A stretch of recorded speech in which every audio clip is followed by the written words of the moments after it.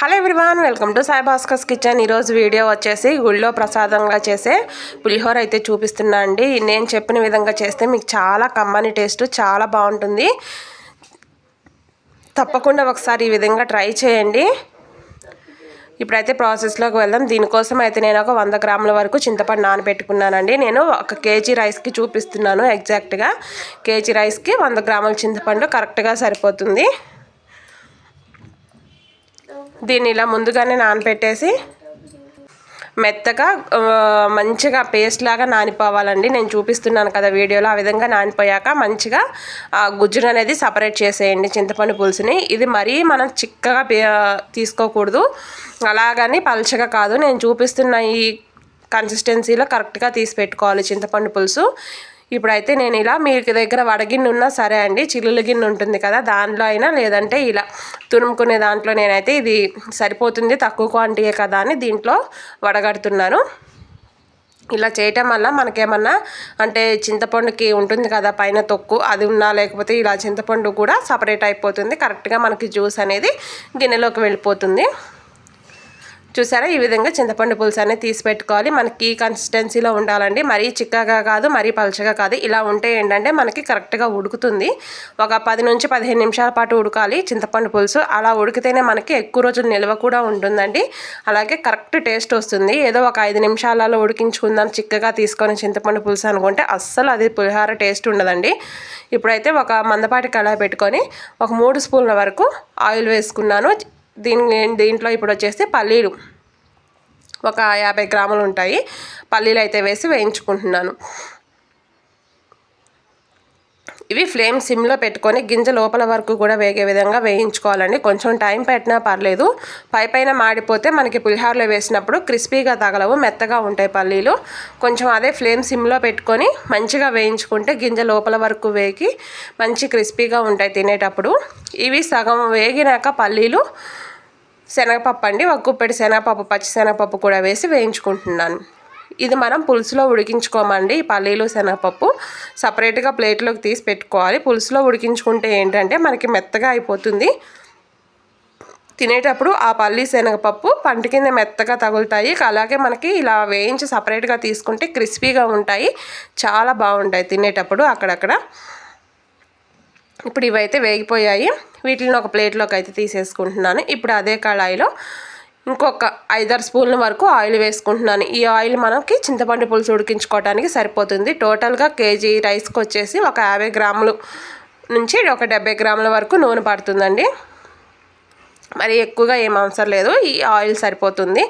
ఇప్పుడు ఒక 10 నుంచి 15 ఎండుమిర్చి, ఒక గుప్పెడు మినప్పప్పు, అలాగే ఒక 2 స్పూన్ల ఆవాలు, 1 స్పూన్ శనగపప్పు వేసి మంచిగా ఫ్లేమ్ సిమ్లో పెట్టుకొని మంచిగా వేగనివ్వాలి. అవి వేగినాక ఒక 5-6 పచ్చిమిర్చి అవి కూడా వేసి వేయించుకోవాలి. మనకు కొంచెం స్పైసీగా ఉండాలి పులిహోర అనుకోండి, ఇంకొక 2 పచ్చిమిర్చి ఎక్కువ వేసుకోవచ్చు.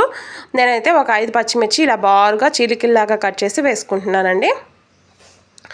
ఇవి కూడా ఫ్లేమ్ సిమ్లో పెట్టే వేయించుకోవాలండి. మన పులిహోరకి సంబంధించింది ఏదైనా తాలింపు కానీ ఉడికించుకోవటం కానీ ఫ్లేమ్ సిమ్లో చేసుకుంటేనే అవి మంచిగా వేగుతాయి, ఎక్కువ రోజులు నిల్వ ఉంటుంది, పులిహోర కూడా కమ్మటి టేస్ట్ వస్తుంది.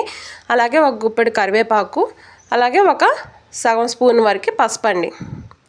ఇంతవరకు వేసుకున్నాక ఇవన్నీ మంచిగా వేగినాక క్రిస్పీగా ఇప్పుడు మనం ఆల్రెడీ రెడీ చేసి పెట్టుకున్న చింతపండు పులుసు ఉంది కదా, అది కూడా వేసుకోవాలి. ఇప్పుడు అది వేసుకున్నాక ఆ పులుసులోకి 1 స్పూన్ వరకు, చిన్న స్పూన్ తోటి 1 స్పూన్ వరకు సాల్ట్ వేసుకొని ఒక్కసారి మొత్తం కలిసే విధంగా కలుపుకొని ఫ్లేమ్ మీడియంలో పెట్టుకొని ఉడికించుకోవాలి. అలాగే 1 స్పూన్ వరకు బెల్లం అండి. బెల్లం అనేది కంపల్సరీగా వేయాలి. 1 స్పూన్, చిన్న స్పూన్ తోటి 1 స్పూన్ మందం వేసుకోండి. 1 కేజీ రైస్కి చెప్తున్నాను నేను చేసే క్వాంటిటీకి. బెల్లం అనేది కంపల్సరీగా వేయాలి. వేస్తేనే మనకి చింతపండులో ఉన్న ఆ లైట్ వగరు కూడా లేకుండా చాలా టేస్ట్ ఉంటుంది. అలాగని ఓవర్గా పుల్లగా ఉండదండి, చింతపండు పులుసు కూడా బాగుంటుంది. బెల్లం అనేది కంపల్సరీగా వేయండి. అలాగే మీ దగ్గర అవైలబుల్గా ఉంటే ఒక చిటికెడు మెంతిపిండి కూడా వేయండి. నేనైతే వేయలేదు. చూసారా, ఇప్పుడైతే మనకి చింతపండు పులుసు అనేది మంచిగా ఉడికిపోయింది. మనకి ఎలా తెలుస్తుంది అంటే మొత్తం దగ్గరకు వస్తుందండి చింతపండు పులుసు ఇలా. అలాగే ఆయిల్ అనేది పైకి తేలుతుంది. చింతపండు పులుసు నుంచి ఆయిల్ కంప్లీట్గా సపరేట్ అవుతుంది. ఇప్పుడు ఇది మనకి ఉడికిపోయినట్లే. స్టవ్ అయితే బంద్ చేస్తున్నాను. ఇప్పుడు ఇది కొంచెం చల్లారనివ్వాలండి.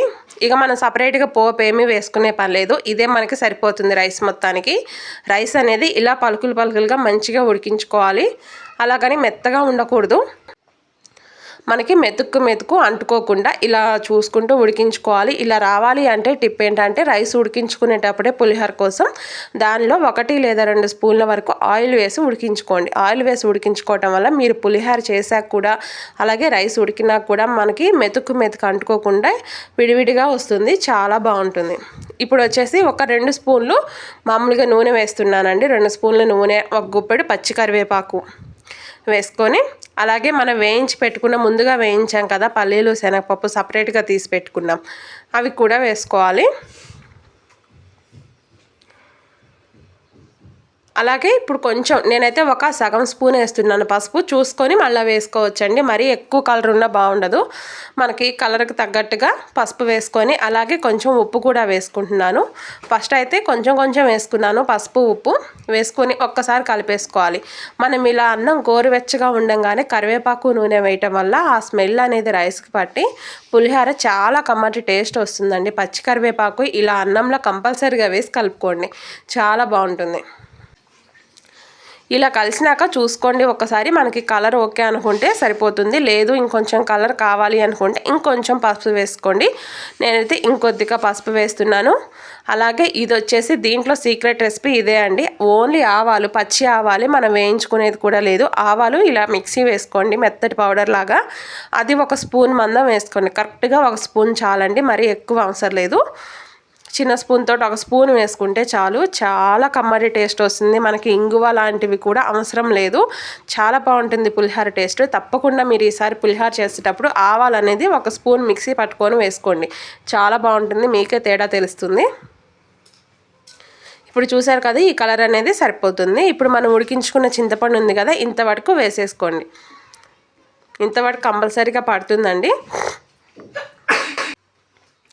ఇంతవరకు వేసుకొని ఒక్కసారి మొత్తం కలిపేసుకోండి. ఎందుకంటే మనం చింతపండు పులుసులో కూడా సాల్ట్ వేసాం కాబట్టి మొత్తం కలిపినాక అప్పుడు కొంచెం చెక్ చేసుకొని అప్పుడు ఇంకొంచెం సాల్ట్ వేసుకోండి. ఒకవేళ సరిపోలేదు అనుకుంటే సరిపోతే ఓకే, సరిపోలేదు అనుకుంటే ఇంకొంచెం సాల్ట్ వేయండి. మనం 100 గ్రాముల చింతపండు ఉడికించుకున్నాం కదా, అంతవరకు కేజీ రైస్కి కంపల్సరీగా పడుతుందండి. చాలా అంటే చాలా బాగా వచ్చిందండి పులిహోర. చాలా టేస్ట్ ఉంది, మంచి స్మెల్, మంచి టేస్ట్. నిజంగా ఇంత బాగా వస్తుందని అయితే అనుకోలేదు. చాలా బాగుంది. ఇలాంటి వీడియోస్ అయితే రెగ్యులర్గా పోస్ట్ చేస్తుంటాను. మిస్ అవ్వకుండా చూడాలి అంటే ఛానల్ని సబ్స్క్రైబ్ చేసుకోండి. వీడియో ఎవరికైనా యూజ్ అవుతుంది అనుకుంటే షేర్ చేయండి. వీడియో కానీ మీకు నచ్చినట్లయితే లైక్ చేయండి. చూస్తున్నారు కదా, చాలా కమ్మగా, చాలా టేస్టీగా ఇంట్లోనే ఎంతమందికైనా చేసి పెట్టొచ్చండి పులిహోర. ఈ విధంగా చేస్తే కరెక్ట్ కొలతలతోటి ఖచ్చితంగా ఒకసారి ఇలా ఫాలో అవ్వండి.